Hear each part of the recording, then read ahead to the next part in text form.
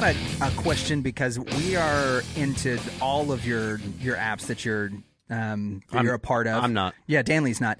No, but as a pastor, I use the Dwell app often because it allows me to listen to, on consistent basis, the chapters that I want to be preaching on. I can hear them in different voices or different dialects, as well as with different background music or no background at all, and over again. So that's been a great thing. The Thinker app has been another one that is basically like audio of what we used to use as Cliff Notes, but it's all geared towards leadership.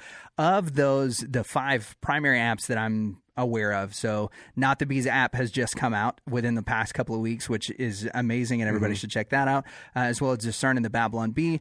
With those 5 entities, which one of those do you think is going to have the biggest legacy for Seth Dillon? Or which of those do you want to have the biggest legacy for you? Good question. I mean, I think that all of them have the opportunity to have an impact in a certain way. You know, like the Thinker app is really cool because it's bringing you key ideas from notable books, new and noteworthy books, but it's doing it from a different approach than some of the other apps that are doing it. We're including books in our library that you won't see in some of the competitive apps, like Blinkist, for example.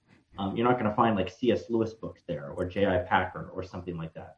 But they're in Thinker, and so you can encounter these other ideas, that come from not just a conservative worldview on the political side, but theological ideas, big ideas about God and morality, objective reality, gender and sexual issues.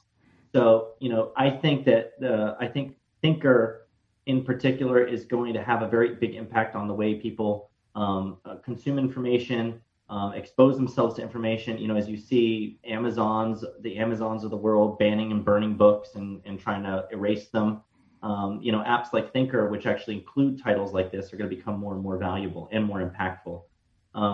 As far as, you know, what's going to be the biggest legacy, I mean, obviously, I think right now the thing that has the biggest name and the biggest reach and the biggest impact is the Babylon Bee.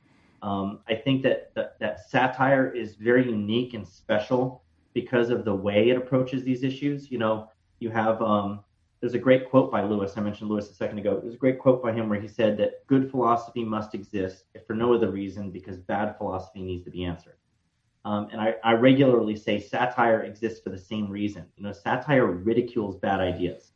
It does so ruthlessly, and it does so more effectively than anything else. Now, you can argue with somebody, you can write a scholarly paper about something, but I'll throw another quote at you. This is one that we love by G.K. Chesterton.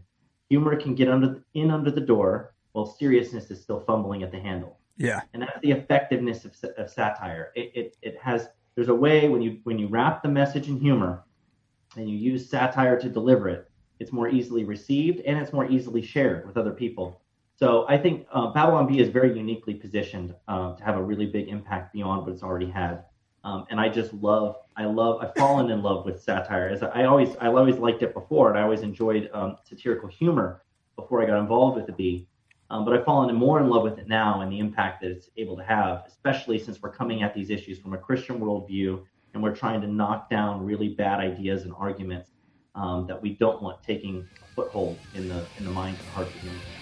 Well, I'm Seth Dillon, CEO of the Babylon Bee, and I'm here on the Reverend and Reprobate podcast, one that you should absolutely never waste your time with.